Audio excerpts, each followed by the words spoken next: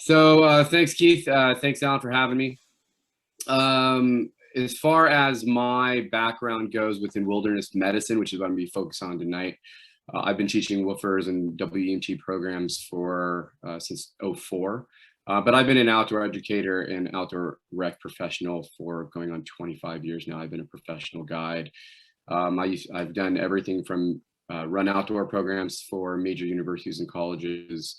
I've been adjunct faculty at several universities and colleges for the outdoor ed and outdoor rec departments. Been lead guides for mainly in the rock and alpine world, some in, for the last 10 years, I've been I founded and I've been operating Wilderness Leadership Institute, which is kind of a certification clearinghouse. So we do a lot of AMGA stuff, some L&T stuff. There was a good season where we did a bunch of sea kayak instructor, but primarily we're doing a lot of climbing. And then of course, wilderness medicine is kind of the backbone. We're one of the larger providers. We serve about 700 students annually. That was pre-pandemic. Now we serve like nobody. So this will be good to knock some rust off for myself as well. That's just a real brief intro on me. My goal for tonight's chat is to basically give you some general considerations and ideas of medical considerations for backcountry rescue as it relates to Avalanche. What this is not is a fully sanctioned, in-depth, detailed medical training. There's no certification or anything coming out of here, but it's kind of food for thought. And, you know, a lot of people walk into the backcountry kind of unconsciously incompetent. They may not know what they don't know. And my goal is to get you up to consciously incompetent, right? I want to let you know what you don't know and hopefully then encourage you to engage in an actual course, be it for certification and personal application or not, but something that's going to last more than, 40 minutes on Zoom. Certainly backcountry experiential ed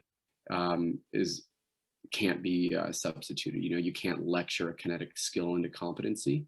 And therefore, when we start getting into different kind of skills, this is very much theory and not application, but hopefully it'll give you something to think about, something to chew on. And if it spurs you on to get some further education, that's great.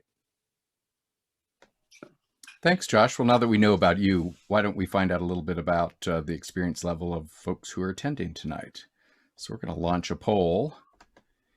And again, like all of our polls, anonymous, but tell us a little bit about your level of medical training.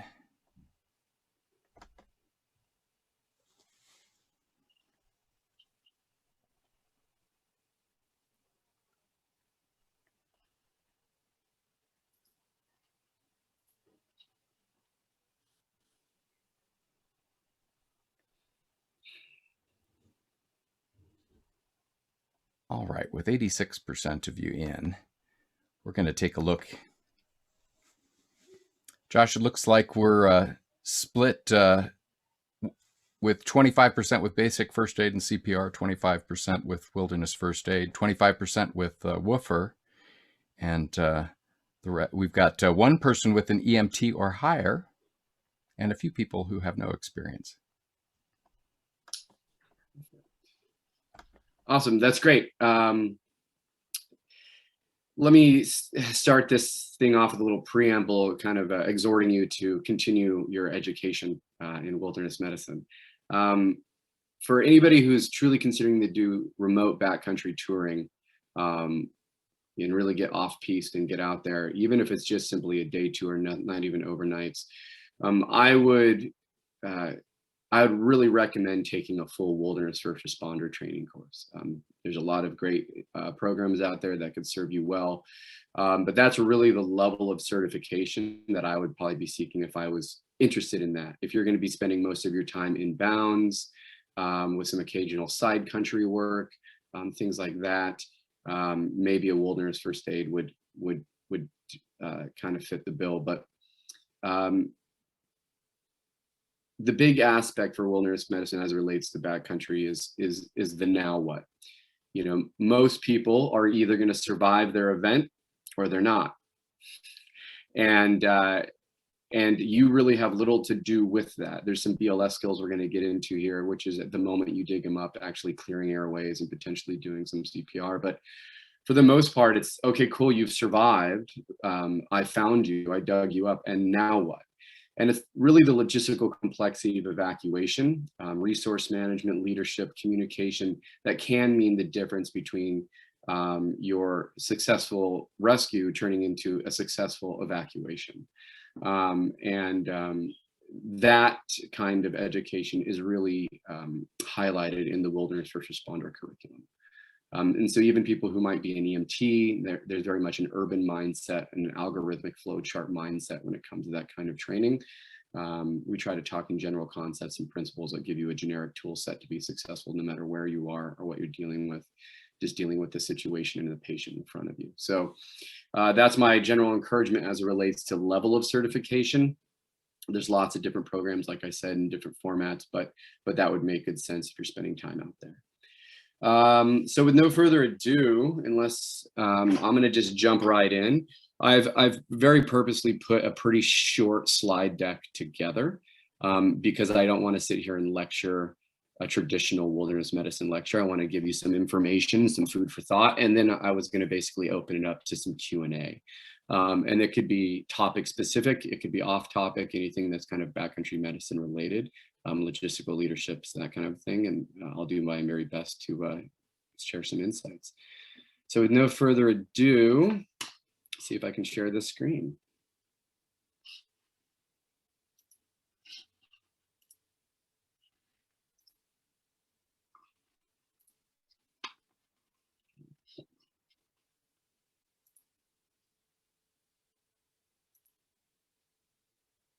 All right, are we there? Sweet. All right. And so, once again, we're now week 5 or session 5 into our fireside chats, and there's been a whole host of really good pertinent information, from backcountry basics to equipment to tools and so on. And this is going to reinforce some of the things that you've already been told. Repetition builds retention.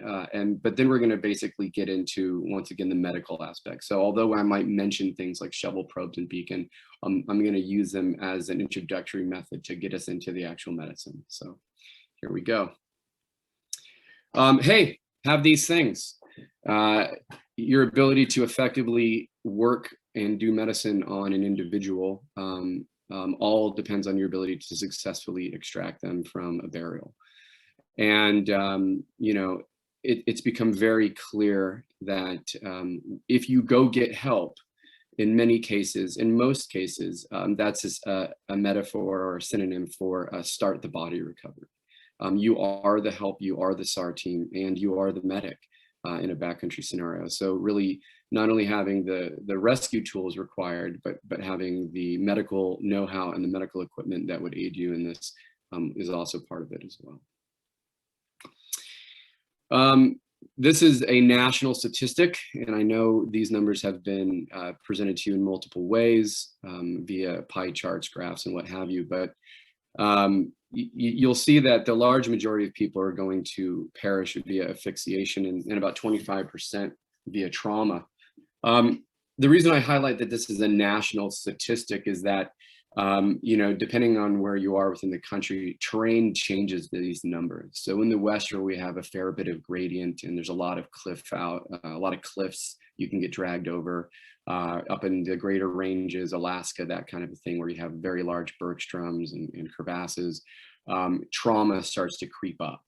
And so I only say that to suggest that depending on where you ski, be it the Northeast, the Pacific Northwest, Intermountain, and the Continental Divide, that kind of a thing, you will see these numbers shift and change. And that might be a consideration when considering equipment. If you're looking at airbags, you might be looking at more of a protective system in the West, something that cradles the head, neck, and has more protection to that space. To where something that's just more of a general float bag might serve you well in a different environment where you have less traumatic potential. So just a consideration. And then this alludes, you know, these numbers kind of kick you back into what I kind of led with, which is, you are the help, you are the rescue. And, I look at these timeframes and they become very sobering. And the first thing that these tell me to do is not necessarily run out and take a woofer, although that will serve you in all of your outdoor and backcountry pursuits, regardless of season and modality. But certainly an avalanche rescue course and snow science course has a phenomenal amount of relevancy here, because going and getting help isn't. Often it's just, once again, starting that body recovery. So these are pretty sobering numbers, how fast the survivability plummets due to that asphyxiation issue. And so with that in mind, let's talk about, let's make an assumption that you've done your education, you have your equipment, and somebody's been caught, and you respond appropriately and you dig them up. And so once you pull somebody out, you're basically just going to be in a position of treating what you see. The initial burial, there's going to, when you do your trainings in recovery, one of the first things we're going to be doing is identifying and clearing the airway. And we want to see, is this person breathing? Are they conscious? These kind of things. And that's going to lead us directly into a BLS assessment, okay? And unfortunately, as relates to basic life support, what you're going to realize is that there's a real small window for the efficacy of the process. And so, treat what you see is very common, but often we will do CPR on people who have zero chance of survival.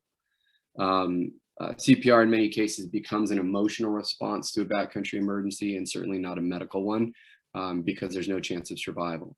And so here are some things to consider as it relates to the actual initial BLS response when somebody's actually getting pulled out. Obviously, we want to make sure we're not putting anybody else at risk when we're accessing them. I did a fair bit of work in Alaska and in the greater ranges. And there were times where we saw people who've been caught in an avalanche. We had, and in one instance, we had to wait for 3 days for the environment to stabilize enough to even get in and try to recover bodies. And that just says, that first and foremost is it safe to be there? If I've had to delay my access to them, do I meet any of these criteria as far as body core temperatures, burial times, and so on? And so, once again, the scene size up really lets you know if I'm going to be able to actually access my victim. Am I going to have to approach from a different direction? Do I have control over the people who are going to be descending with me to try to dig them up? Is there a call that needs to be made immediately? If so, who has that capability? These kind of conversations are all happening kind of pre-patient contact, hopefully very effectively, efficiently. But certainly the idea here is that slow is smooth and smooth is fast. And we're not here to rush, we're here to be efficient. And efficiency is simply the removal of unnecessary steps and having a really good sound grasp on command and control and decision-making processes. And so once again, this isn't a full training session, it's just kind of introducing information, but the scene size up has multiple components and multiple considerations that we need to take into account. And as it relates to this conversation, the biggest one is really just the priority that we need to find ourselves in. And it's very easy in these kind of dialogues to say, well, who's the most important person here as it relates to the rescue? And many people will make a discerning assessment and go, well, I'm the most important person. And that's very easy to say sitting and staring at a Zoom screen. It's really hard to say when it's your best friend, your partner, your kid, your parent, or for that matter, a complete stranger who's been caught in front of you. And we often have an emotional reaction, which often will put ourselves and others at risk. So I always say that we want to not react, but we would like to respond. And a response takes information gathering, discernment of that information, and then the development of a plan, and then that plan needs to be put into action, and that's our response. That sounds lengthy and time consuming, but it can happen in mere seconds if we're thinking appropriately. what we don't want to do is react and put ourselves and others at risk trying to access somebody in an unsafe space. And so, we kind of start there, then comes the rest of our group, then comes bystanders, and then lastly, of course, is the person who's been caught, or people. Once we access them and we dig them up, that's when we're going to roll into the primary assessment category of our patient assessment. And so this is kind of how we package our primary assessment. If you've done any kind of wilderness medicine, or for that matter, emergency medicine response training, you've been given some methodology that had to do with a scene size up, a primary assessment, and a detailed or secondary assessment, depending on the language and the verbiage that your curriculum used. And the primary assessment is basically identifying, stabilizing all immediate life threats. Once we get into the secondary assessment, we're getting into a lot more finer detail, things like full body physical exams, taking vital signs, getting pertinent medical history, these kind of things. But for us, the minute we're pulling somebody out of a hole, we're looking at basically three things. All people, when we pass, and we certainly shall at some point, are going to pass due to one of three things: brain failure, respiratory failure, or cardiac arrest. There's millions of really sexy ways to get there, but ultimately we're going to die from the failure of one or more of these systems. And so you can consider this as to be kind of a three-legged stool. And if you knock one leg out, the stool can't stand. And so we really consider these to be equal in many ways. Depending on the kind of CPR classes or basic first aid you've taken in the past, things used to be sold to you in very much of a package of alphabet soup, right? So it's the ABCs, it's airway, breathing, circulation. And to be quite honest, in submersion events, which an avalanche burial in my book is, that's not a bad way to start. But, if you've taken a CPR class recently, now it's CAB, circulation, airway, breathing. Well, that could be a good place to start if somebody is above ground and they got blown over a cliff or sifted through trees, and I'm really concerned about trauma and heavy bleeding. But the whole point is don't follow the flow chart, treat the person in front of you, and do what you think makes the most sense as it relates to this particular event. In most cases with avalanche burials, you're going to be starting with an airway breathing consideration and then moving on to a circulation, right? No airway, no patient. And so that's typically where we'll start. So, basically these are a series of red flag, green flag considerations. Do they have an airway? Yes or no, right? If they have an airway that's open and not stuffed with snow, great. If it's stuffed with snow, clear it out. So there is a direct thing to do. Are they breathing? Yes or no? Yes, they're breathing. Awesome. Keep it going. Put them in a position to maximize the efficacy of that respiration. If they're not breathing, well, you got to do it for them, which means you're going to have to rescue breathe. And so having the appropriate barrier devices are great. Certainly you're going to make whatever risk assessment you want as it relates to your ability to get in and breathe for people. But certainly if there's associated trauma with this and so on, and there's blood and there's fluids, some kind of barrier device, so a pocket mask, something like this, is going to protect you in this process. But you can improvise that. I can improvise just about everything except gloves and a pocket mask. I'm a big believer that a good sound first aid kit is gloves, a pocket mask, and a roll of tape. Pretty much everything else I can improvise, but I can't improvise those protective pieces of equipment. So have those as part of your kit along with your probe, your shovel, because if you have to dig somebody up, there's a chance you might have to utilize these tools. So that's kind of respiratory, airway, and breathing. After that, I'm going to move on to circulation. So, the question is, do they have a pulse? Yes or no? If they do have a pulse, winning. If they don't, that's not good. We're going to give them one. And that means CPR. Once again, I'm not going to lecture a kinetic skill into competency over this short, brief chat. But CPR is not a complicated tool, or I should say kind of not a complicated thing to deploy. However, there is a fair bit of nuance as it relates to compression rates, compression ratios, compression depths, that all really need to kind of be practiced to be known, not just read through a book to be memorized. Because I'm a big fan of the distinction of kind of gathering information and knowing it. And I believe in many cases you have to do to know. And CPR is one of those things. What does a good mask seal look like and feel like? How do I know that air is actually going in, and so on? And those are things that you just kind of have to play with and learn from in real time and in space. And so you're going to give them a pulse. You know, depending on your background, you may or may not know that the efficacy of CPR for somebody suffering a massive cardiac event like a heart attack is exceptionally low. Most people who die stay dead, despite our best efforts, and that's true in the middle of a clinical setting. There are exceptions to that rule, and those exceptions have to do with things like lightning strikes and submersion injuries. Those could be things like near drownings or avalanche burials. And so in this environment, a pulseless individual usually didn't get there because they had a heart attack. They got there because they were in respiratory arrest. They used up all their air. So they stopped breathing, usually due to asphyxia.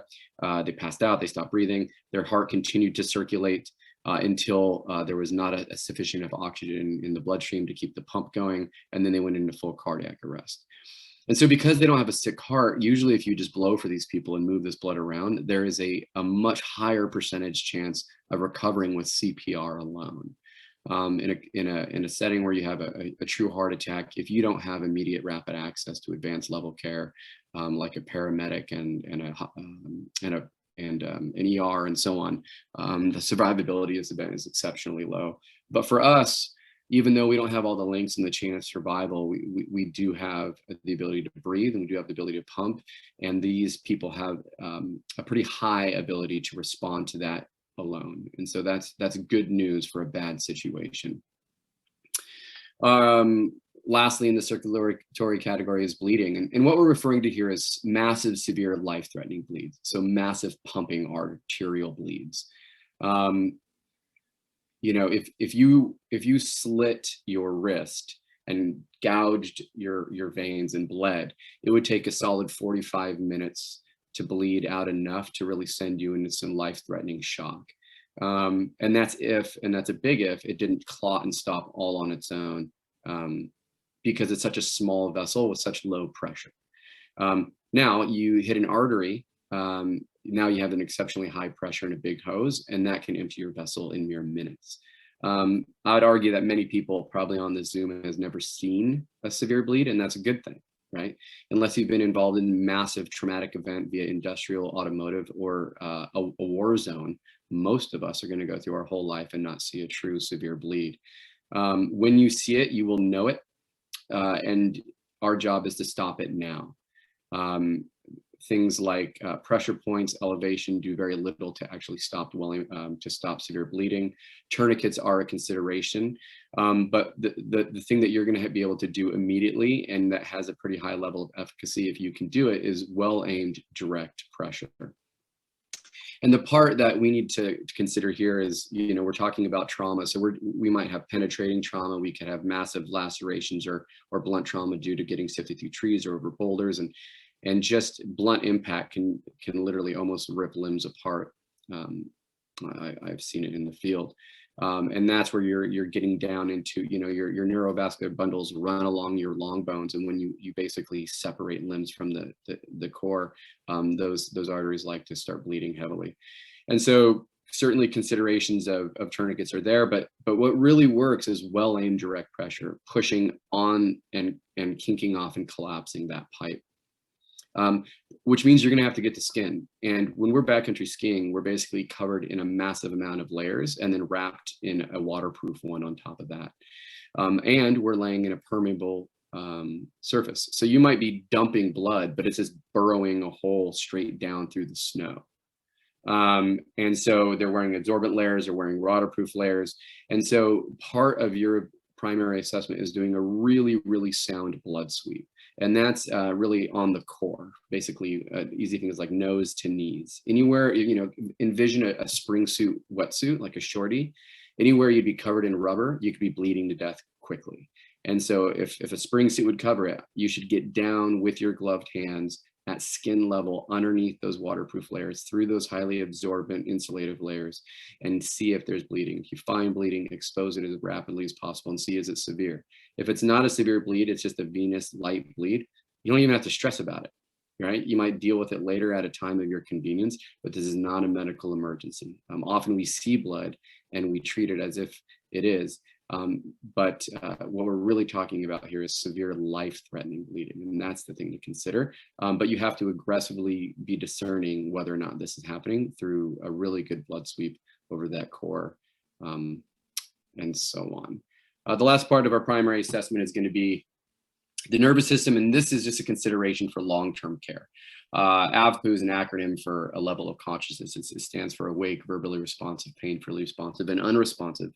What you need to know is if they're less than awake, that's not good. If shortly thereafter they're awake, that's good. Somebody who stays less than awake is obviously a medical emergency, and that's a consideration for your evacuation. And this gets into things like brain trauma and so on. Knowing exactly the nuance of that might be merely interesting for you at this point, because the reality is we can't do anything about it.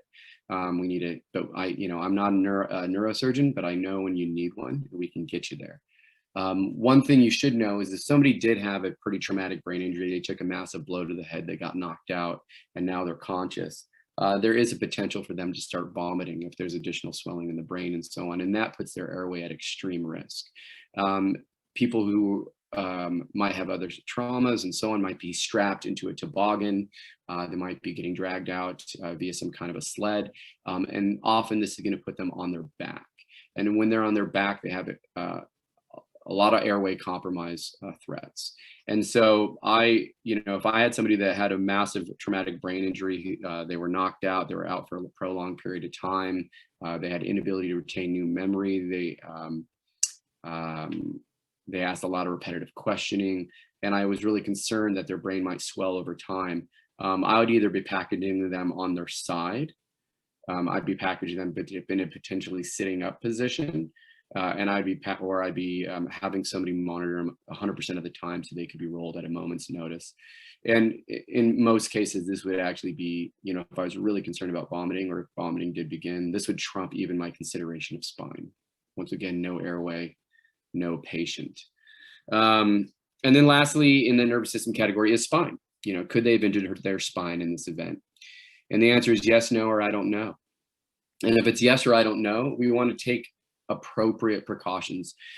For many of you, especially the one EMT in here, you're going to immediately think we got to strap you to a board, we got to lock you down, we got to put a C-collar in you. And the reality is all those things typically will put this patient at more risk if you're truly in a backcountry scenario. Your ability to thermoregulate when you're secured to a board is very, very low. Your ability to take nutrients, food, calories, fluids can be really compromised. If you're worried about vomiting, this is a really bad place to be. The amount of people you need to potentially transport somebody with these kind of tools is exceptionally more than just kind of walking somebody out. And lastly, even having the resources and the material is highly unlikely depending on where you're doing. If you're in a mechanized situation, cat guiding, that kind of a thing, there might be some kind of a tool that they could have. But when you're just out by yourself and your buddies, your skis or your split board aren't going to become a spine board. What I think I need to do is protect you as best I can and get you out. That's ultimately going to be the winning prognosis. I know I'm going fast and just kind of shotgunning it at you, but we're getting to the fun stuff here coming up, and then there's going to be some Q&A. I'm not looking at anybody's screen. Before I move on to that, I just want to pause though and see if there's any questions. Maybe you can unmute Keith if possible, since I can't see anybody. So folks can unmute themselves if they have a question as well. Oh, great. So Sure. does anyone have any questions to date before I roll into the BLS and hypothermia considerations? Josh, how many situations would you bring someone out when you should have put them on a backboard but didn't? Yeah, how common is that? So I've spent the last several years basically blowing people's paradigms as it relates to spine immobilization. And what I'm not is poo-pooing spine immobilization. My mother was in an elevator that free fell. She fractured her back in half. I know very well what it means to have a broken spine. But the reality is, and I'll just throw some numbers at you to kind of put what I'm about to say into context. And what I'm sharing right now is my opinion. Out of all people who are brought into an ER strapped to a board, we're going to, a medic said, you have a mechanism for a spine injury, and your mechanism is significant enough that I'm going to put you on a board. Okay. Now, I understand that we live in an industrialized medical complex driven by profit. And so with that caveat, there are probably plenty of people brought in on a board where you and I'd be like, dude, get up. Right. But they're brought into a board. Out of all the people who are brought into to ER on a board, okay, about 3% of them actually have a spine injury. Okay. About 1.5 to 2% of those people actually have a high risk unstable column to where if you move them improperly, you could injure them. And in my experience, those are the people who, when you walk up to them, say, don't touch me, my neck is broken. And I go, I bet it is. But I'm going to touch you because you're going to get touched. You can't stay here. But I'm going to touch you well. I'm going to package you well. And so, once again, a lot of this conversation is beyond the scope of this course. But, I have the ability to assess and clear spines. And so I have an entire neurological and physiological exam that I would do on somebody who I'm concerned has a significant mechanism. And if I identify that they have any kind of neurological deficit, that would put them in a high risk category. But now, and this is getting to the answer to your question, now in a backcountry scenario, not in an urban setting, even if I found a low risk column injury, and what I mean by that is I have mild to moderate tenderness upon palpation of 1 to 3 vertebrae, but the person is lucid, they're awake and oriented, they have no neurological deficits, intact dorsal pedal extension and flexion, they can distinguish between sharp and dull in all 4 extremities, yada, yada, and there's a whole lot of other caveats there. But if they have no neurological deficits and they just have a mild injury to their column, the likelihood of anything happening with them getting up and walking out is as close to 0 as it gets. It's exceptionally low. It's not 0, but it's exceptionally low. If you haven't had a massive traumatic event that injured your cord in the event itself, evacuating you almost certainly isn't going to do it. Okay. But we've been told, we, and excuse the pun, we're so paralyzed by our fear of hurting somebody's spine that we make a lot of poor risk benefit decisions. Every decision should be based in that way. It's like, what's the risk of immobilizing you? What's the risk of not letting you leave? And in the environment we're currently talking about, the risk is hypothermia. The risk is frostbite. The risk is a really dangerous evacuation. I'm a firm believer if I said, hey, there's a forest fire barreling down on you, and this person has a mechanism for spine injury, and they're complaining about some tenderness in their cervical spine, but they have no other issues. What would you do? Most people would say, well, we would both get up and run, right? But what people don't understand is securing somebody on their back that could potentially vomit is a forest fire. Having somebody not be able to move and feed themselves and get really cold is a forest. Like, there are things, that are exceptionally, have really poor outcomes that are far more likely to occur. But we've been told a lot of things that honestly aren't clinically proven, don't pan out, and the math just doesn't make it true. There are EMTs walking around today that were told in their class that they took literally last year, and I know this to be the case, that 30% of spine injuries are caused by the actual caregiver. That is actually mathematically impossible. And if that was true, then EMTs are horrible at their job, because getting it wrong 30% of the time shouldn't be acceptable. But it's not true.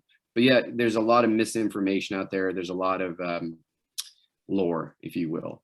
And a lot of dogma. They haven't used a backboard in Western Europe in decades. In many ways, we're way behind the curve as it relates to spine management. But for the purposes of this conversation, I think the real conversation is, when should I feel good about moving somebody? And and I'll put it this way, you know, long before anybody took a medical training course, you were a kid. And when you were a kid, you used to ride your bike down big, steep hills and go way too fast and crash and explode. And then your body would ragdoll down a ravine, and then you'd get up and like look around and dust yourself off and be like, hope nobody saw that. And then like ride away. It's exceptionally hard to hurt your spine. It's really hard. Right? Me falling over backwards and hitting my head might give me a bump. It could even hurt my brain, but it's not going to break my spine. It's exceptionally hard to do. You need high velocity, high mass impact most of the time. Right? And so if I see somebody who just tomahawks down a couloir, right? Let's say I'm, you know, skiing with Alan, and there he goes.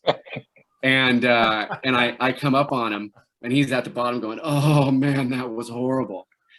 But he's awake and oriented and has full recall. You know, the first thing I'm going to tell him is like, Alan, don't move.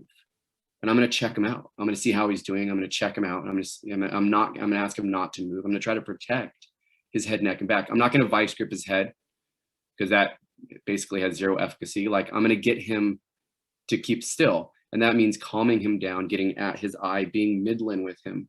But me vice gripping his head doesn't calm anybody down. The very best way to have somebody manage their spine is to get them to manage their spine. And if you're thinking about it and you're helping them think about it, you are. Okay. And so I'm going to tell him to mellow out. I'm going to get down on his level. I'm going to check for bleeding. I'm going to make sure there's no other BLS issues. And I'm going to say, tell me what happened. And if he can go, oh, I tomahawked down and I smacked into that wall and I rolled over here and I smacked into there. And yeah, that's kind of sore. And yeah, I'll be like, awesome, let's get out of here. Because why wouldn't you?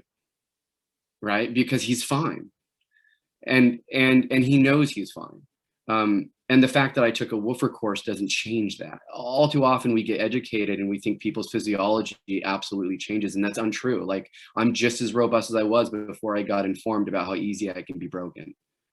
And so, but if he's like, I have lightning shooting down my left leg, this is a very different conversation, right? If he's not able to retain consciousness, he's very disoriented. Like, these are in-depth things, but you have to understand that that is quite the exception and not the rule.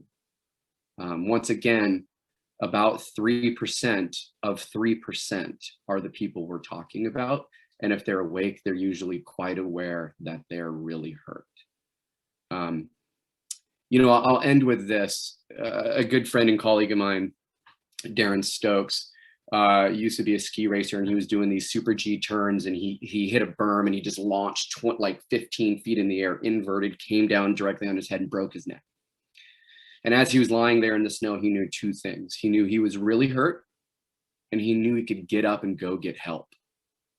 Because even in the presence of extreme ASR, which would be an acute stress reaction, kind of what you call your fight or flight, your body's pretty good at knowing its spine's injured. It just really is. Like, it's a lizard brain phenomenon. And he got up and he picked up his skis and he slowly walked like Frankenstein down the hill, and he knocked on the ski patrol's door, and they opened the door and he goes, "Hi, my neck's broken." And guess what they did? They went, and they vice gripped his head and walked him 8 more feet and sat him down and strapped him to a board. Well, the man just walked down a mountain. I bet he could have made the 8 feet, and I bet he didn't need to be strapped to that board. But he was now in an urban setting, and they have their own rules, and that's not wrong, it's different. And that's what we have to understand, that just because something would look different in an urban setting with a different kind of practitioner doesn't mean what you're choosing to do is wrong. What you should be choosing to do is what's in the best interest of your patient. And that interest is holistic in nature. It's not this one thing. It's like, I need to treat you, and one of your issues is this. And how am I going to manage this within the holistic, like, assessment and treatment and evacuation of you? But I know that strapping people down really complicates and slows evacuation. I know that it can make evacuation exponentially more dangerous. I know that it complicates other medical issues. And all of that is going to go into the equation as it relates to my willingness to strap you to a board. And so years ago, I used to have to really work to myself up to go, you know, can I talk myself out of securing this person? And for me now, in a backcountry remote environment, the equation's completely flipped, and I have to talk myself into it. because I know the liability that spine immobilization can bring, right? Especially in a winter environment. So there's your long-winded answer. Amazing answer. Thank you so much. That confirms like a lot of what I was thinking, and like the realism of the realistic answer is amazing. Thank you. Sweet. Well, since I was very verbose, I'm just going to keep rolling, and then I'll open it back up for questions at the end. Okay. So once again, this is just, you don't worry about the suction stuff, but that is good for wound cleaning, that 60cc syringe there. But, you know, some form of a pocket mask, the little item at the bottom of your slide is called a new mask. And that's pretty sweet because it's very small, it's very packable. And that goes in the mouth, kind of like a mouth guard, and then you breathe through that hose. And then all you have to do is pinch the nose, right? It doesn't go over the full face. But that's an alternative when you're counting grams and counting space, which in the backcountry I usually am. So that's what I take. It also has a much more pliable and malleable plastic that stays a little more malleable at lower temps. A lot of face masks can get exceptionally rigid and be hard to make a good seal with. And or they might have an air bladder, and then that air bladder gets really compressed because of the cold air, right? Unless you go up in really high in altitude, then it gets big. So different conversation there. All right.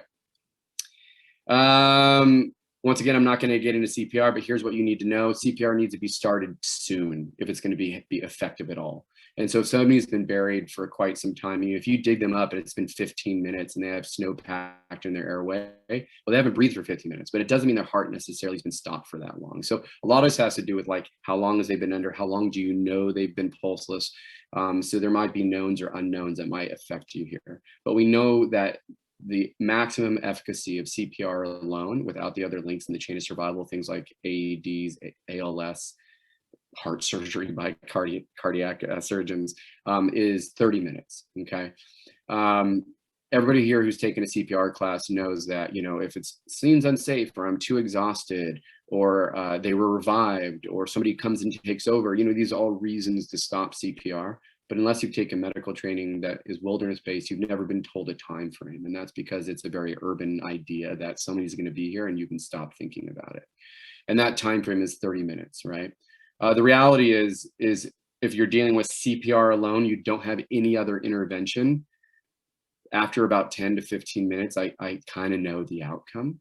But we're going to give the people the benefit that we would want to have, and we're going to go the full 30. Okay. So now we're going to get into the thing you're most likely going to deal with, which is hypothermia. Nobody really dies of hypothermia in their burial. They're going to asphyxiate or have trauma long before they die of hypothermia. The only exception to these rules are like they're buried in a car or a building where there was a big enough airspace and they didn't have trauma that they lived long enough to die from the cold. But these are nothing we're really going to be dealing with. And so we're just going to get right into what we're going to be dealing with post-rescue. So we dig them up, and yeah, they were buried under snow, but they're almost certainly not going to be hypothermic.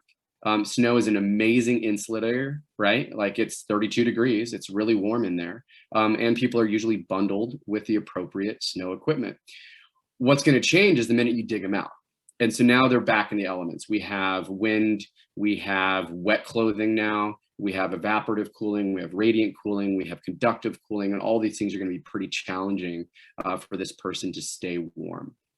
I'm probably not breaking out my thermometer. You know, the average body core temperature is 98.6 degrees American, or 37 degrees the rest of the world.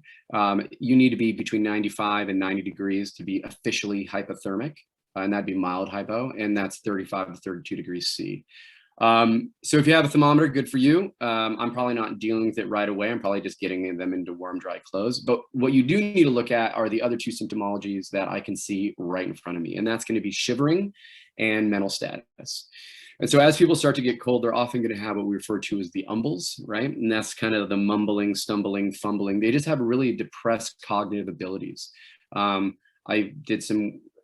done some work with some patrols, and you know, we'd find people just kind of like sitting in the snow waiting for their buddy. You know, they got off laps and you're just kind of waiting for them, and they're really lethargic, and I bet Jeff and Keith can, like, hey, how you doing? I'm like, fine. You want to come inside? No. And you're like, yeah, I think it's time to come inside and have a cocoa. We'll give you one on the house. Like, let's get some sugar in you, right? And so, you'll see people just kind of get depressed in their speech and their physicality, and they'll just fumble stuff, the mumble stuff. They're just not all quite there. That's definitely a sign that their core is getting cold. And then, of course, you'll see shivering. And really what we want to see, what you were looking for here is to define that true hypothermia, depressed body core temperature is present, is severe uncontrolled shivering. These people are going to just be shivering like this nonstop, and there's no way they can really stop. And that's because there's only two ways to create heat energy. You can eat calories or you can exercise. And your body can't make you eat, but it can make you exercise. And that's what it's doing. It's saying you're not doing the job. My body core is plummeting, and this very important organ is suffering, so I'm going to make you exercise. And somebody who's shivering uncontrollably is putting about the same amount of BTUs out as hiking about 2 miles an hour, which it's not a bad clip, right? So that's a pretty good amount of exercise your body's just mandating. So you're seeing these things: mild mental status changes, significant uncontrolled shivering. This person is almost certainly mildly hypothermic. And I bet there's a handful of people on this chat right now who's been like, I've been mildly hypothermic. And yeah, you have. I'm one of them, okay? And so let's talk about how we're gonna deal with that. We need to protect these people, okay?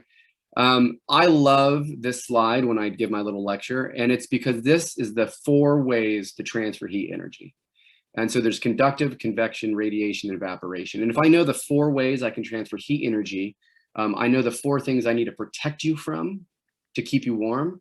And if we're dealing with a hot environment, the inverse is true. I need the 4 things I'm going to deploy to cool you off, right? And so they're really valid no matter whether you're in Death Valley in August or on Everest in January. These 4 things are hyper applicable. One of the biggest ways that you can get cold is be in moving water and or wind. It's just a killer. And so if you're dealing with a really windy environment, establishing some form of a windbreak while they're changing out of their clothes, getting and so on is really important. We want to protect them from evaporative cooling through getting them into their dry layers. These people are often pretty wiped out after an event, and they're going to want to be sitting. There's going to be a lot of like, what are we doing next? Let's do some stuff. And there's often a lot of sitting, and that sitting can be directly onto the snow. And that's that conductive heat loss we really want to watch out for. We should be on pads, on packs as much as possible, insulating ourselves from the environment that's trying to suck the life right out of us. And so if you know these 4 things, I know the 4 things to protect you from, in order to really capitalize on retaining your heat, okay?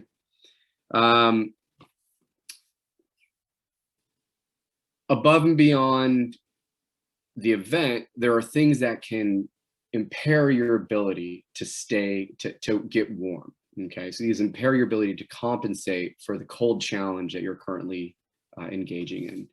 And so this once again gets into things like injury, like if I can't physically move and ski out, that's definitely putting me into an issue. If I have trauma where I'm suffering from volume loss, be it internal, external bleeding, if somebody's bled a lot and they have volume loss, volume shock plus cold equals dead.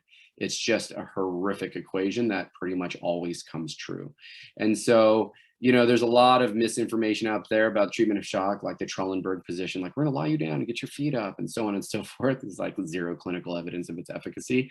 But one of the things they do say is like, give them a blanket, and that's really good, right? I wanna keep you warm. So if you're worried that they've lost blood within this event, be it internal bleeding or through external bleeding from traumatic sources, you really wanna double down on keeping them warm. And once again, because we have convection or conduction and radiation, what I see often is people will just, they'll be on sitting on the snow or on a real thin pad, and they'll just have sleeping bags piled on them. There's 4 bags on them, or all these clothes being added, and they're just shivering away. And really what they need is more insulation under them and something on them, but it's usually the under that's lacking. And so when you're thinking about toboggans, thinking about sleds, not only are we padding for comfort, we're padding for insulation. Other considerations are things like drugs. The cartoon of the Saint Bernard and the barrel of whiskey, although fun when we were youth, is not the way to make you warm. A shot of whiskey might feel warm, but it's actually having the complete inverse effect, right? It's a vasodilator, and it's the wrong way to go. People will often think that, okay, well, we don't want to drink shots of whiskey, but I need to give you some warm fluid. And the amount of thermal gain you're going to get from some warm fluid is completely nominal. A hot cup of tea, of herbal tea, will not warm you. A cold Coca-Cola will. And that's because we're going to light that fire with some sugar, right? And so I need calories to burn, not necessarily warmth. Now, don't get me wrong. If you can brew up something warm and dump a bunch of sugar in it, the warmth is mentally and physically like winning, but physiologically you're not making any changes. Okay, and so those are all just considerations. So not only other things that you should consider are like stimulants, right? And so yeah, there's a lot of recreational stimulants out there, but a lot of people are on ADHD meds, these kind of things, and that's basically speed that was given to you by your doctor. Speed is a vasoconstrictor. If you're vasoconstricting, that can lead to frostbite considerations and so on. Other drugs can be vasodilators. That leads to more of a shell core event, which can actually really lead itself to a lot of radiant heat loss. And so, not only what are you on, but what are these side effects and how do they affect, if anything, your circulatory system is a big question as it relates to thermal regulation. Okay. All right, so there's basically two conversations around mild hypothermia. One would be, hold on. One would be an acute, which is what you have, what we're dealing with. We dig somebody up, but if you don't take care of it quickly, it can become subacute. And so what you're going to have is you're traversing across a frozen lake and they punch through because it had thawed too much for your springtime objective. You're going to pull them out. They're drenched. They're cold. They're going to get cold real fast, but they had plenty of calories on board. They were happy, healthy, full of joy. They were eating well, and then they got cold. And usually these people can spontaneously rewarm if we get them out of the environment and or get them, protected from that environment, get them out of those wet clothes, warm them up, get them moving. They're going to spontaneously rewarm. And this lends itself to the person you've just removed from a potential burial if you're aggressive at managing those cold challenges on the onset. However, if you don't let this, because before they got caught, they were happy, healthy, and full of joy, right? They were warm, they were fed, hopefully, right? They're getting ready to drop a line. Hopefully they just ate a bar, had some goo, whatever it is. But if you don't deal with that at first, it's going to move into more of a subacute hypothermia. And this is, we just got to get out of here. They were shaken, you got them out, I'm okay, let's go, let's just get out of here. And then you start your tour. And you didn't take the time to address the cold challenge in the moment. You didn't get them those extra layers. You didn't get the extra calories on board, and they're going to get chronically colder over potentially hours. And so now we've put ourselves in a hole, and above and beyond protecting from the environmental challenges, we're going to have to consider things like calories to really get this fire lit. And this is really the generic treatment for all hypothermia that's mild, okay? And it doesn't really matter if it's acute or subacute. This is the general fix. Our emphasis on food and fluids a lot has to do with how long have we been dealing with this cold challenge. I want to get food into somebody, but somebody who's been depleted and been getting chronically colder for hours, food is a massive aspect of their treatment plan. Okay. There was, when I started out in outdoor education, there was a saying that was, if somebody's really cold, you want to feed them and beat them, right? And what they meant was give them food and make them exercise. Don't physically beat your buddy, right? That's not the thing. But they want, let's get them moving. Let's do some crunches, do some push-ups. And I'm here to tell you that if you're just cold, you don't have a depressed body core temperature. If you're just cold, then yeah, getting exercise is great. I used to run rafting trips in Alaska and my students be like, I'm cold. I'm like, paddle harder. That's the first thing I said, right? I'm cold, ski faster, right? Climb more. And they're going to warm right up. But if somebody's truly has a depressed body core temp, Dr. Gordon Giesberg from the University of Manitoba has put out some pretty interesting information in the last decade. And here's what we know is the moment can you see my cursor? Is it on there? Does it move? Give me a thumbs up if my cursor is moving. Yeah, cool. So let's say you have this event and you get buried right here, and I dig you up, and then I start protecting you from the environment, and I insulate you, and I get you out of those wet clothes. In that moment, you get colder. It's a very interesting thermodynamic property that I'm not going to get into, but your body temperature will actually get colder even though I've removed you from that space. If I give you high heat, which is going to be clinical things that you're not going to have access to, but moderate heat, right? Hot water bottles, these kind of things, you'll see that although you drop, it's a modest drop and you come out of it, okay, relatively quick.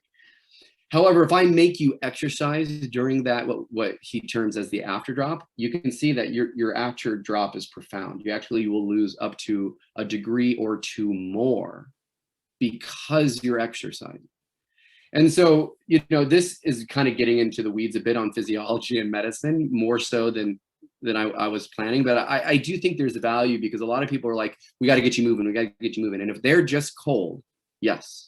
But if somebody is truly shivering uncontrollably and they're having depressed mental status, I would argue the best thing you could do is insulate them and protect them, give them calories, and if you can, get some hot water bottles, like boiling hot water in Nalgene bottles, and then put a sock on it or something so it's insulated, you're not burning their skin, and get it on their core, not on their thighs, not under their armpits, but like on their core, and really warm them that way.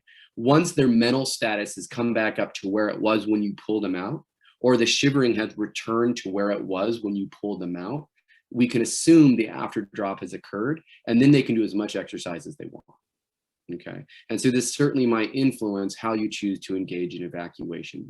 Sometimes if the only issue is cold, we're just going to hang out and get you warm for a minute, and then we're going to evacuate, if that makes the most sense for you, opposed to continuing to push into a more austere environment that can exacerbate these problems. So here's the fire we've been talking about. This is the metaphorical fire, right? And so we don't start fires with logs. We start them with tinder. And I'm going to add to this list a little, So my tinder, my little scrapings, that's like simple sugars. And I mean like raw, white, granulated, horrible for you sugar. That's the best thing you can do. Sugar, it has such red, calories so red. You can almost light sugar on fire. Well, you've seen it, right? You ever seen like flaming desserts? Like that's just calories, that's combustion. And so we want to light that with just simple sugars. And so then we're going to put little sticks on there, our kindling, right? And our kindling are going to be like our carbs. And then we're going to put bigger sticks on there. And those bigger sticks are going to be like our complicated carbs, like our complex carbs. And then we'll put on our logs, and those will be our proteins. And you can kind of see how this is going, right? Like I want things that can just burn. But we've all seen some 5-year-old eat a pixie stick. And it's like you gave meth to a ferret for about 5 minutes, right? And they're like, ah, and then they just crash. And so we want to get that fire lit, but then we got to start putting bigger sticks on to keep it burning right. And so simple sugars, carbohydrates, complicated carbohydrates, followed by proteins. And that's really going to get you out. But if you're doing any kind of overnight things and so on, where I need to just keep this fire burning all night, that's where your fats really come in. That's the big fat stump you put in the middle of the fire. And I was doing big backcountry trips, we'd just be taking shots of olive oil at night, or, a half a stick of butter inside of the cocoa, to just give you that fat to burn that fire all night long. That's your diesel fuel. And so that's a good consideration, because that's something we can do in the field. I bring food with this in mind when I'm in the backcountry in a cold environment, very purposefully, right? I'm not just bringing out Slim Jims and beef sticks and so on. Like I'm very purposely bringing out things that are sugary and candy bars and so forth to light those fires. Thank you, Snickers.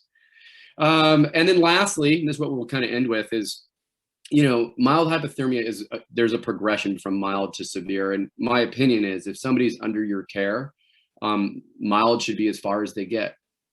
There's no reason to go into severe hypothermia if they're under your care. I can manage you hopefully enough. We're out here, we planned ahead enough, we've prepared enough to deal with this cold challenge and not have you go unresponsive and have to be evacuated. Many of you have taken wilderness first responder courses, that kind of a thing. where they've kind of talked about hypothermia wraps, okay? But they were sold to you as a treatment for severe hypothermia. I've put lots of patients into a hypothermia wrap, and none of them were severely hypothermic. The reason I did it is because I've put you in a hypothermia wrap. I just guaranteed you're not going to get severely hypothermic. Hypothermia wrap is basically a double vapor system, so a vapor barrier system. So it goes something like this. I'm going to basically have them stripped down to like their long underwear, or maybe their long underwear and just their pile fleece above that. But I'm not going to have their Gore-Tex on. I'm not going to have their big puffy insulation. I'm just kind of their light mid layers. Then I'm going to be covering them in like a black trash bag. And I bring those with me. It is a absolutely non-breathable, non-permeable piece of plastic, right? Something that can't breathe, not Gore-Tex. And I'm going to basically just cocoon them in that. And so I've made 100% humidity, completely airtight kind of trash bag situation. If you don't have trash bags, things like vestibules of your tent, tarps that are non-permeable, these are things that could operate potentially at that first vapor barrier level. Then I'm going to take this person who's got their mid layers and wrapped in trash bags for me, and I'm going to put them into 1 or 2 big sleeping bags. So I have my vapor barrier inside of my insulation cocoon with a bunch of padding underneath it. And then I take that whole unit and I wrap that in another vapor barrier, and that's going to protect the insulation from the outside environment. And that's what you see here in this slide, which is the tarp over the whole thing. So the big burrito wrap. But there's basically 3 layers underneath that burrito wrap. You're going to have your insulation layer, your second vapor barrier, and then your base layers over the patient. Okay. And in that configuration, I've basically guaranteed, and because if I have all this, I also probably have a little Whisper Light stove or some kind of a jet boil. I can also throw a bottle of hot water in there for them. But with that configuration, I can basically guarantee severe hypothermia isn't going to show up. And that's a winning proposition when you have a several hour or potentially multiple day evacuation. Okay. If a SAR team responds and comes out, they might give you cool tools like this. These are little body heaters, fun things for you to look at. Nothing that you're going to be carrying, nor should you try. And then lastly, we'll leave you with this. You know, we can so want to get out of a place once something's happened that we don't take the time to fix something when it's really when it's easy to do. You know, we want to address issues before they're problems. And so when somebody's like, I'm kind of cold, well, that's somebody who's pre-hypothermic in my book. And so let's fix it then, because when you have an early intervention of a problem in a wilderness setting, there's a very good chance that with minimal issues, minimal effort, and without almost any other supportive materials, I can fix your problem. But if that very same problem progresses to a more severe state, my ability to treat it in the field almost goes to 0. And I can think of a dozen examples of where this is true, right? And so a cold is one of those examples. So don't be lazy, take care of it when you can, okay? And then I'll leave you with this because this is a fun picture to look at. Okay. That's it. Thank you very much. I appreciate your time tonight. Hey, thank you very much, Josh. That was great stuff. Let's open it up for questions for Josh. Please put your questions in the chat so that we don't have everybody hollering at once. Are you reading my chat to me, or am I looking at chat? What am I doing? I'll read it to you. Jeff asks, what about severe hematomas? Oh, hey, that's the magic word. Excuse me. Exactly. He wanted to make sure that you drank. Mm-hmm. R-Dub's on program there. Very good. Come on, gang. We've got a valuable resource here. If you've got questions, even if you're just question, will these slides be available? Unfortunately, no. I can answer that you will be able to watch this presentation on YouTube. Yes. But the slides themselves will not be available. Unfortunately, that means that Josh goes along with the slides, so you can't just watch the slides without Josh. You have to actually have Josh part of it. Oh, Ben was going to sell them. I see. A capitalist heart. So where against the body did you suggest to put the Nalgene of boiling water to warm the body? Yeah, basically right on the core, like center of your chest, like right in your core. People, you'll hear things like, you want to put it, under your armpits or in between your legs, get it close to your arteries so it can move around. Your core is going to not only offer the patient like the most just general comfort, but it's going to give the most heat gain.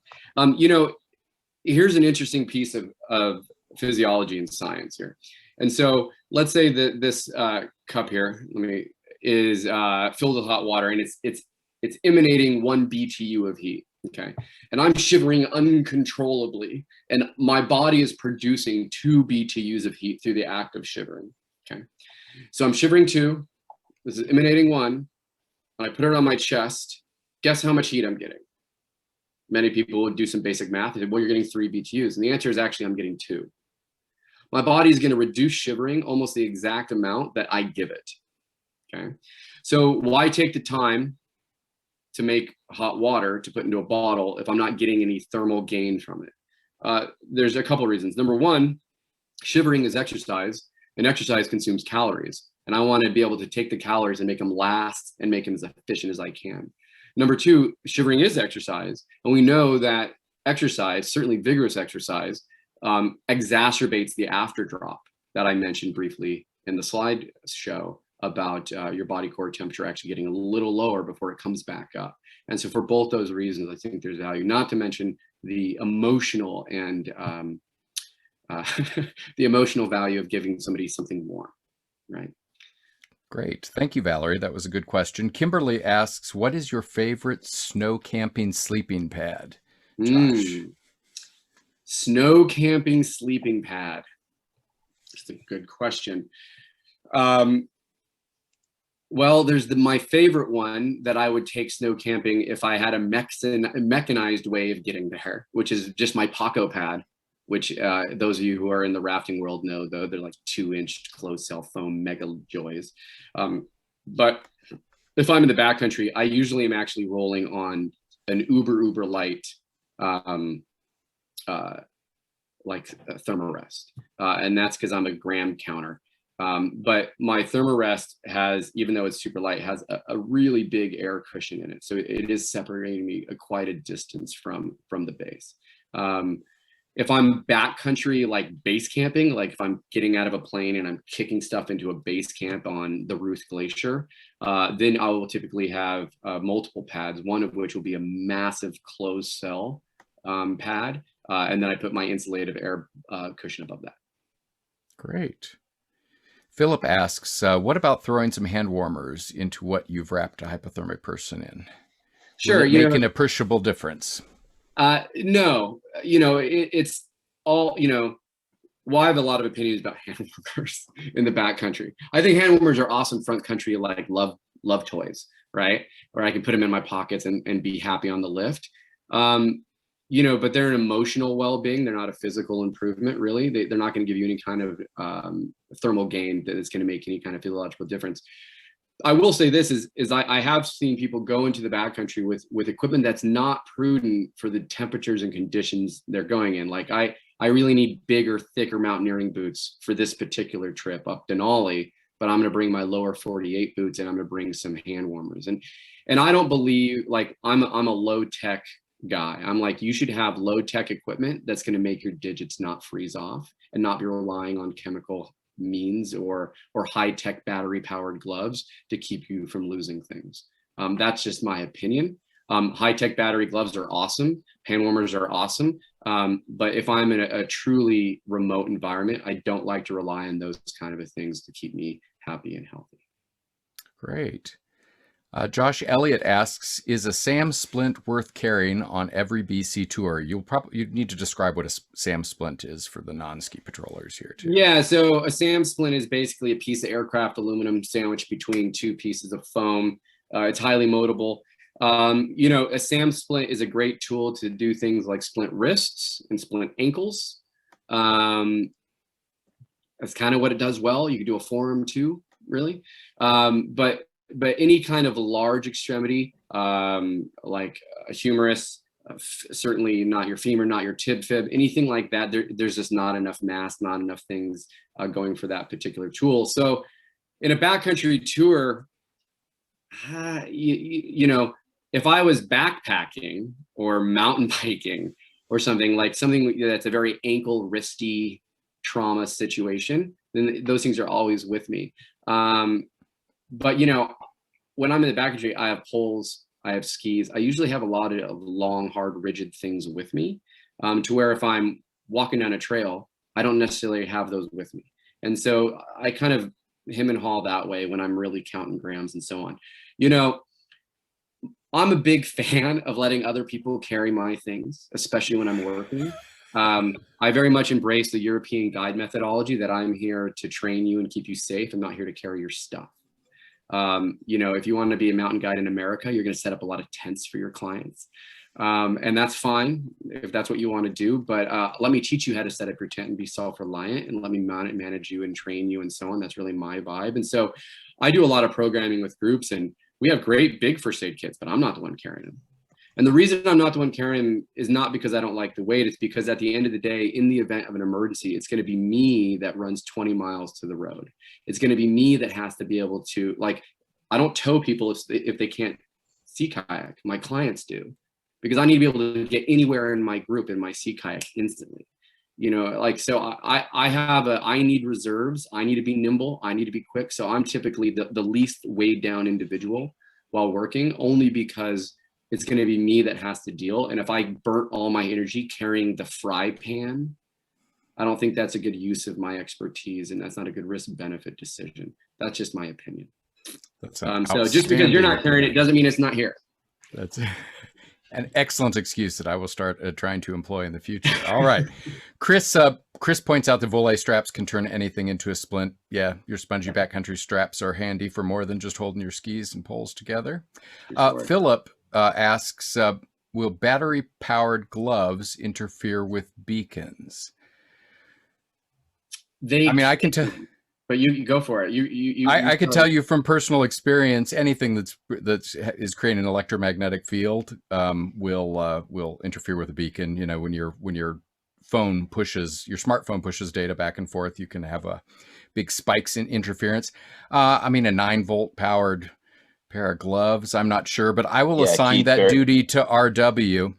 RW, the next really cold day at Big Bear, you are to sit at the bottom of chair 1 and hold a beacon out. And anybody who goes by with those fancy Big Bear skier battery operated gloves, please report back to us on what kind of interference you had. As a add-on, Barrybox actually did send out an actual notification that there has been some interference with the battery-powered heated gloves and their beacons. Oh, really? Yeah. Keith, we're not supposed to go up chair 1. My concern would be you're literally holding the beacon with the thing that's causing interference. Right? Yeah, that's a good point. Like you're as proximal as you can get. And so it's not like you can tuck your phone in an adjacent pocket. That's its own thing, right? But like if you're holding your beacon, that just seems way too close. A very good point, and maybe a good opportunity to turn them off at the very least. Yeah, you can probably turn them off if you go into. Sure, if you have the wherewithal. Right? Part of your scene size up is turn off your gloves. There you go. Suzanne asks, where do you get the new mask you were talking about for respiratory issues? You can find it's new as it's in you mask is the product. You can Google it and get 1 million hits. I'm sure Amazon has 5 different distributors. So that's what I would say is just Google the thing, and you can have it to your doorstep tomorrow for free if you're a Prime member. Not that I'm pimping Amazon, but his stock prices have gone up recently. Another Jeff Bezos shill on the program. All right. Well, that's the questions to you, Josh. You have some questions for us. Is that right? And some good stuff to give away while he prepares. While Josh prepares for our raffle, I'm going to ask you some more questions.